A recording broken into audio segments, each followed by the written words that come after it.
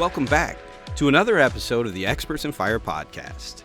I'm your host, Mike Vennard, and with me today is Randy Mowry. Today's episode is Electric Patio Heaters, getting the perfect amount of heat. Let's get into it.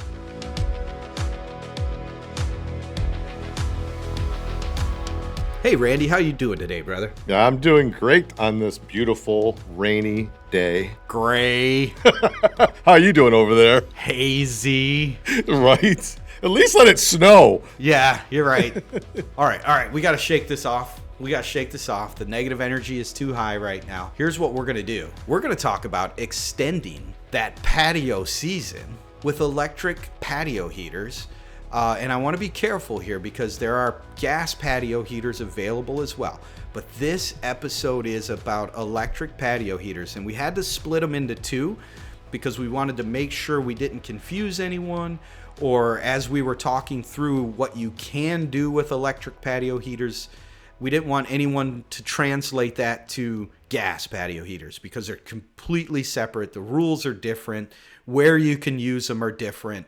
All those types of things. So we're just going to be talking about electric patio heaters today and getting the perfect amount of heat. And Randy, so we want to set proper expectations for folks as we talk through this today. But when you talk about extending the patio season, what a perfect way to do it. Patio heaters are an excellent way to go after this.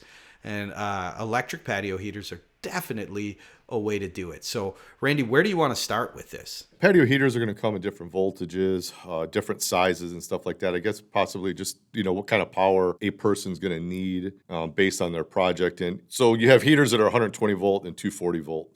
I guess we just start with 120 volt. Typically, like your 120 volt units that are just going to be plugging into a standard outlet like a lamp. I've had folks buy those because they have maybe a small screened-in porch and they have a chair that they have out there that they're using for sitting and reading in, and they just want something, over top of them that they can just sit out there a little bit longer as that weather cools down. 120 volts, had a number of folks buy those to put them in like a bathroom. Maybe they have a pretty sizable bathroom and they just want it to, when they step out of a shower or something like that, just to step into that, ray of heat. In some pool houses, if maybe that pool house doesn't have any heat in it and people are changing in there, just to kind of covering over top of them. So that's really kind of where I see a lot of the 120 volt units go, because those are going to be your lowest heat output units, we're going to call them, your 1500 watt style units. But when we're talking, Mike, like properties, like commercial properties, residential properties, patios and decks and things like that, the 240 volt units are really where the power is going to be, as far as that's what you want to use to maximize what you're looking to get out of a patio heater. Yeah, I mean, if you're just talking about sheer output, which is the conversation we have most of the time with folks, they want to know how much heat can I get from this patio heater. 240 is where you're going to walk them to because it is heat. And I think we started early on, years and years ago with patio heaters, and people just wanted the cheapest thing they could grab.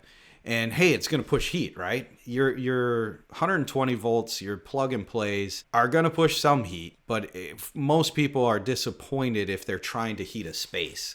And I think that's the first question that needs to be answered, right? What are you trying to do here? And what kind of space do you have? And then we can really help you come to an understanding of not just what voltage you would need, which 99 times out of 100 is going to be 240, but then also how many am I going to need, right? Yeah, and that's one of the main. That's one of the first questions, folks, when they're reaching out to us. Yeah, I just want to know how many patio heaters I need. There's actually a little bit that goes into that.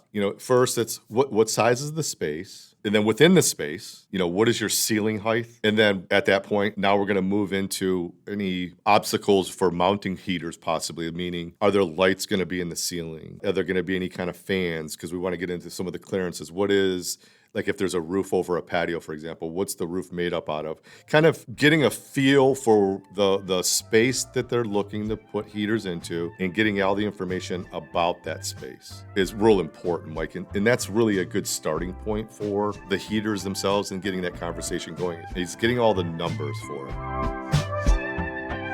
You have fire-related questions and we have answers.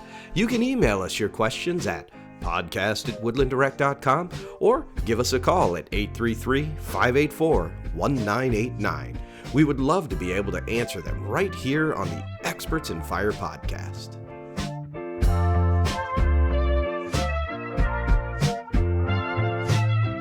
And we've had conversations about these types of things before. One of the first questions we ask when somebody calls in is, tell me a little about your project. Because what we don't want to do, and a lot of times people are shopping, they're trying to educate themselves. That's the beauty of the internet. And it's extremely helpful when folks call in and they've been educating themselves. It makes the conversation flow. However, when it comes right down to the nitty gritty, it turns into math. I mean, ultimately is how large is the space, and then how much heat do you really want? And that is the big piece of the question that needs to be answered, right? There are two things I'm thinking about here though, Randy. You have the size of the space, and then you also have different sizes of heaters. Correct. Yeah, which moves us kind of into the next selections of not only how many do I need, is what wattage do I need for my space. And then we start to look at the layout of said space. You know, if it's 20 foot by 20 foot, but maybe we're only using 10 foot by 10 foot of that space because that's where the furniture layout is. And maybe there's a fireplace all the way at the other end, but that space is all open and we have no tables, no chairs in there. So then that becomes possibly like a different conversation on the heater sizing, because heater sizes, 30, 33 inches all the way up to like 5 foot heaters. You know, we're starting to get into the footprint of the heater itself to determine the size. And what I mean by footprint is it's the envelope of heat that's coming off of a heater. You know, so we use like a 6,000 watt heater, for example, Mike. You know, if that's mounted at the ceiling, you know, kind of pointed on an angle, that footprint of heat might be like 11 foot by 11 foot. So then placement becomes important. You know, so the furniture layout's really important and what they're trying to maximize in that particular area. Yeah, that's a key point to understand. If you're thinking about patio heaters, or if your client is thinking about patio heaters, it's not just as simple as I have this 20 by 20 space that's covered, you know, a covered patio, and I just place them so many feet apart from each other, and boom, I have like an electric sun above, and it heats this whole space. You're really targeting with these pieces, because one of the things about patio heaters is you're not heating the space like you would with forced air. It's all open, so it's infrared. You're really, whatever it's pointing at is what it's heating. So you have to think in terms of spaces. And you've already mentioned it, Randy. You know, where's the table? Where are the chairs? Where are the seating areas? Where are people going to be? It's important to know that information before you can really work out a good plan for where those patio heaters are going to go. And I would think, and I lean to you on this because you've been doing this way longer than I have, I would think the size and the wattages as well would be determined based on how much direct heat you want on that space as well. Yeah, absolutely. You know, because the other part of the heaters is the mounting, for example. You can just use this ceiling mount with the brackets that come with the unit. They can be wall mounted, or you can even do what they call a recess kit and recess them so that they're flush with your ceiling. So the mounting plays a role also as far as like getting into some of the wattages. So if we just use kind of like that 10 foot by 10 foot area, ideally, 6,000 watt unit is going to, you know, if the unit can be straight overhead, you know, at 11 foot by 11 foot, that might be absolutely perfect. But depending on how that furniture is laid out, it might make more sense to possibly step down to like 4,000 watts, especially if you're mounting them on the wall and having them pointing towards each other and kind of getting some overlapping heat at the center line of that space. There's a few little factors there that we want to consider and talk with the folks that are in charge of the product, you know, because if it's a contractor, we'll get a lot of contractors a call. And when we start to talk about the furniture layout, like, oh, well, we haven't really gotten to that part yet. We don't want to do anything. We can kind of give them some ideas on possibly wattages if the electrician really needs some information, because that's the other part of this whole thing is getting the power out there, Mike. Like we've talked about before is, you know, 240 volt is not just something that you're plugging into a wall. We're getting an electrician out to run power out, and just using two 6,000 watt heaters as an example, Mike, you know, each of these are pulling 25 amps. And so So that's a conversation with an electrician to see if they can set a sub panel and pull from your electrical if you have the supply. The purchasing of heaters and getting it figured out is always, it's good. But it's that getting the power there. If we don't have the power there, then we're limited as well. Yeah, you said a key word there, sub panel. Don't let it scare you, but it's definitely a portion of what you have to be aware of is these, when you want real heat, I'll call it real heat in a space, then it's going to take an electrician. He's going to be pulling power to a sub panel that's going to control those all together for you. We have, super cool controls nowadays as well that are available for the patio heaters in terms of remote controls or dials or whatever people want to utilize. But that is an electrician's world, and that is not a DIY world. Definitely not. Not unless you are a licensed electrician. Correct. And we always say that in these episodes. We lean on our pros out there. So if you're a DIYer thinking about this, you need your electrician. You got to have those pros in your pocket that you just call, and they're going to come out and do the thing. Some of the stuff we can do ourselves, and then there are other things that don't touch it. Just don't mess with it. It's not worth it. For safety reasons, both while you're doing the work as well as afterwards. I think you mentioned one of the hardest pieces of this is to get an idea, if you're early on in the project, where the furniture is going to go.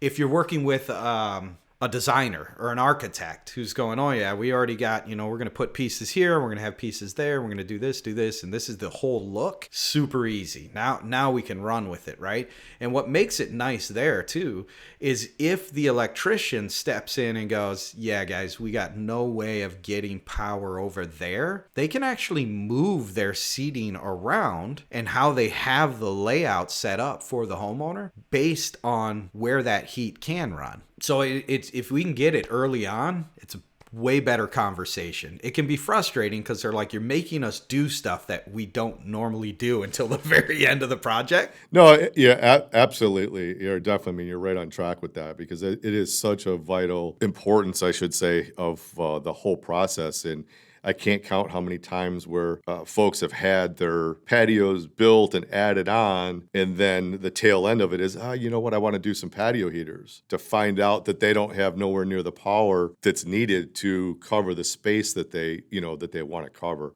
So it can be challenging. Obviously, there's heaters that can work, but yeah. It's a very important conversation to have, both for electric patio heaters and gas patio heaters, because either way, you are running some kind of lines, some kind of pipe. You need a pro out there, whether it's a gas professional or your electric professional. And even with your gas units, there's electricity needed as well to be out there. So the earlier you can make the decision, hey, I want patio heating, the better off it's going to be. Now you can make a decision between electric and gas. You can make a decision on, how to run the electrical before everything gets closed in terms of your ways of hiding the electrical runs and things of that nature. Do you think, Randy, it's possible to oversize patio heaters? Yeah, absolutely. I mean, if somebody's, I feel if you have a space that's too small, where the importance of that would come into play is ceiling height is very important based on the size of the heaters that you're going to use and the safety of those heaters. So, we're talking about infrared electric heaters. They're object heaters. We're not heating that ambient airspace like you mentioned. However, a heater maybe that requires a minimum of like 108 inches floor to ceiling to the, floor to the bottom of that heater, well, you certainly don't want to put that heater in something that only has an 80-inch height. There's obviously that potential that it could overheat and hurt somebody. That is just way too low. You could easily overdo it. So that's why these dimensions that we're talking about, and not only the height, ceiling height, but it's the clearances of, we're seeing a lot of like fans that have these plastic fins to them in open patios. It's still an object heater. That fan blade is an object. And if that heater is too close to that, it's not meeting the clearances for each heater that's called for, it could damage that heater,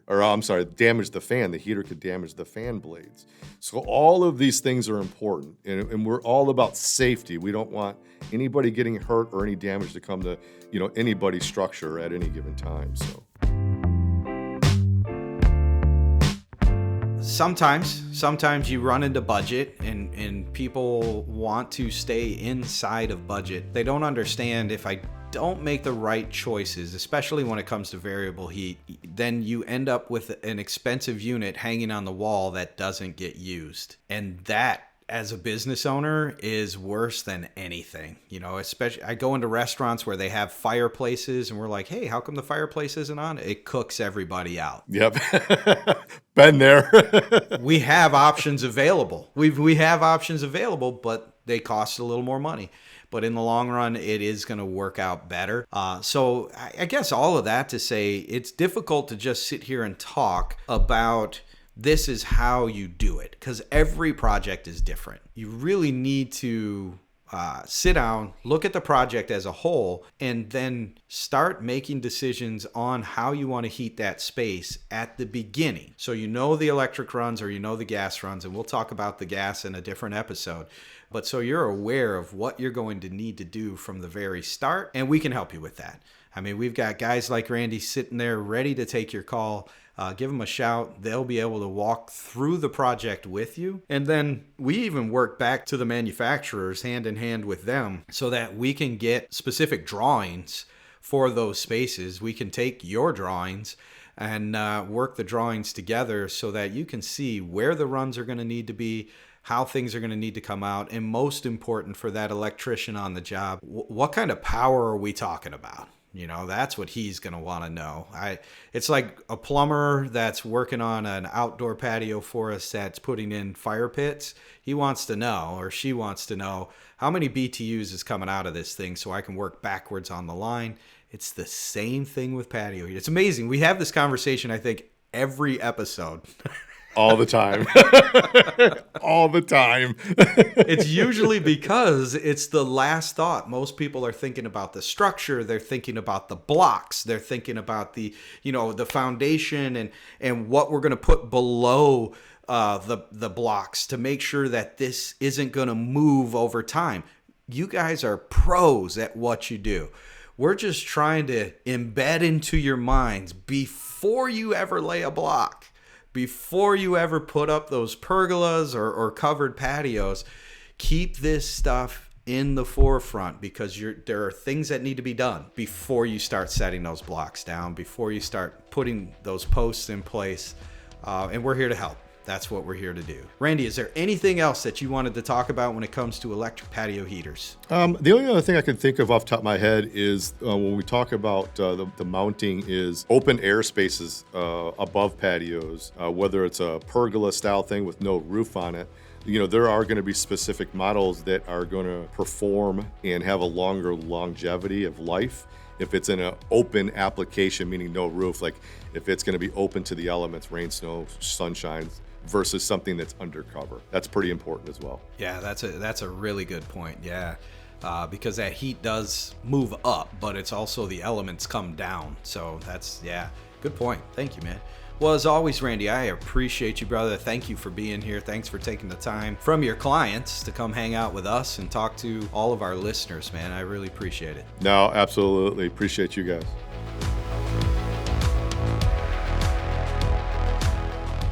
Join us next time for Gas Patio Heaters, the secret to warmth and comfort. We'll see you then.